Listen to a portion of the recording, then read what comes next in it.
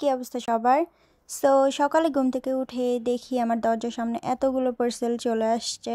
So এতগুলো parcel আসার রিজনটা হচ্ছে ফাইনালি আমি ২.৫ বছর পর যাচ্ছি বাংলাদেশে। সো আমি সবগুলো শপিং আসলে অনলাইন থেকে করছি, কুপাং থেকে করছি। কারণ ওই টাইমটা ছিল ডিসেম্বরের দিকে। আর ডিসেম্বরে আমার ফাইনাল এক্সাম ছিল। এক্সামে আগে আমার পক্ষে পসিবল ছিল না শপিং মলে যাওয়া। সো আমি সবগুলোই আসলে কুপাং থেকে অর্ডার করি। আর আমি সবসময় আসলে কুপাং থেকেই শপিং করাটা খুবই পছন্দ করি। কারণ অনেক বেশি স্যাটিসফাইং থাকে অনলাইন শপিং, যে এত বেশি স্যাটিসফাইং হয় সেটা আমি কোরিয়াতে আসার পর বুঝতে পারছি। সো যাই হোক, এখানে হিউজ পরিমাণে পার্সেল ছিল, অনেক বেশি ছিল। এই ব্যাগটার মধ্যে অনেকগুলো পার্সেল ছিল, সেগুলো আমি বের করছি। অ্যান্ড এটা হচ্ছে প্যাকিংয়ের টাইম। আস্তে আস্তে এই জিনিসটা আমি এত হেট করি, লিটারেলি প্যাকিং করাটা আমার জন্য খুবই কষ্টের। সো আমি যাই হোক ২ দিন থেকে টানা এরকম কষ্ট করে সবগুলো প্যাকিং করছি, সবগুলো আনপ্যাক করো, সবগুলো গুছাও, আবার মানে একটা হ্যাসেল আমার কাছে ফিল হয়েছে। তো তারপরও একটা এক্সাইটমেন্ট কাজ করতেছিল যে এত বছর পর আমি বাংলাদেশে যাচ্ছি। ফার্স্ট টাইম আমার অ্যাব্রডে আসার পর এটাই ছিল আমার বাংলাদেশে যাওয়া। সো অনেক বেশি এক্সাইটেড। আর আমি অনেক শপিং করছি, মানে বলার বাহিরে এত বেশি আমি শপিং করে ফেলছি।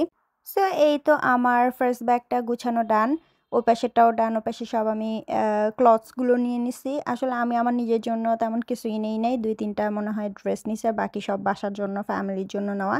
এগুলো সব যা আমার আসলে আমি যতটুকু অ্যাফোর্ড করতে পারছি আমি ততটুকুই নিছি। এখানে অনেকগুলো ছিল, দেন আরও অনেক রকমের এই ব্যাগটার মধ্যে ছিল সবগুলো। এগুলো অফ ক্যামেরায় আমি যখন টাইম পাইছি তখন গুছায় নিছি। তো এই ব্যাগটা অলমোস্ট ডান, একদম ফুল হয়ে গেছে, অনেক কিছু নিছি। এখানে অনেকগুলো চকলেট ছিল, এখানে অলমোস্ট ৪ কেজির মতো চকলেট ছিল। আমি হিউজ পরিমাণে চকলেট কিনছি আসলে। এরপরে আবার আমি আরেকটা লাগেজ নিয়ে আসছি।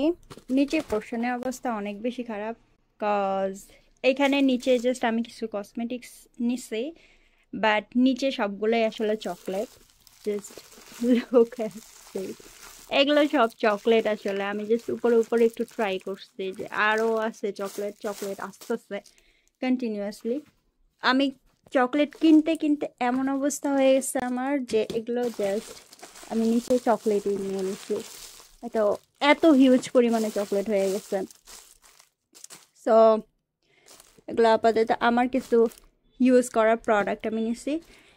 এইটার মধ্যে বাসা সব, এই দুইটা সব আমার ফ্যামিলির জন্য। আর এই লাগেজটা এখন আমি আসলে প্যাক করতেছি এই চকলেট আর আমার কিছু জিনিসপত্র নেওয়ার জন্য। সো এইটা ডান ফার্স্টটাই। আর আমি দেখাই আমার সর্বকালের সর্বশ্রেষ্ঠ নোংরা রুমের অবস্থা। এখানে কাপড় চোপড় সব খুবই বিভৎস অবস্থায় আছে। সো রুমের অবস্থা দেখে লিটারেলি আমার মানে কান্না পাচ্ছিল, এগুলোকে আবার গুছাইতে হবে, সব কিছু করতে হবে। তো যাই হোক, অলমোস্ট গোছাগুছি সব কিছু ডান। এখানে আমি জাস্ট কিছু আমার ড্রেস নিয়ে নিচ্ছিলাম এই ব্যাগটার মধ্যে। সো আমার লাগেজে ওজন আসলে অনেক বেশি হয়ে গেছিলো, দুইটা লাগেজে ওভার হয়ে গেছিলো। যেটা আমার ছিল 23 কেজি, 23 কেজি করে আমি দুটা 46 কেজি নিতে পারতাম, বাট আমার লাগেজে ওজন অলমোস্ট 26 কেজি, 27 কেজি এরকম হয়ে গেছিলো। তারপর আবার এরকম করতে করতে আমি জিনিস কমাইছি, আবার মানে অনেক কাহিনীর পর আবার যখন আমি এয়ারপোর্টে গেছি, এয়ারপোর্টে যাওয়ার পর আমার সবগুলো লাগেজের মানে ওয়েট এত বেশি হয়ে গেছে। দেন আমাকে আবার ওখানে ৪৪,০০০ ওনের মতো আমাকে ফাইন দিতে হয়েছে। দেন দিয়ে সব কিছু নিয়ে গেছি। তো মোটামুটি সব কিছু ভালোই ছিল, আহামরি খুব একটা মানে প্রবলেম হয় নাই, বা আমাকে আহামরি জিনিস সেখান থেকে কমাইতে হয় নাই। সব কিছু অলমোস্ট আমি নিতে পারছি, জাস্ট আমি কয়েকটা জিনিস, শ্যাম্পু কয়েকটা কিছু একটু নামাই রাখছিলাম, রেখে গেছিলাম, এই আর কি। তো মোটামুটি সব ঠিকঠাক ছিল আমার। এখানে লাগেজগুলো ওয়েট মাপতে যে কি পরিমাণে কষ্ট হচ্ছিল, আমি এই স্কেলগুলো দিয়ে এরকম করে করে টেনে টেনে লিটারেলি আমার লাগেজগুলো ওজন করতেছিলাম বারবার। আমি অলমোস্ট 15 থেকে 16 বারের মতো ওয়েট করছি, তারপরও মানে একটা মিস্টেক হয়ে গেছে।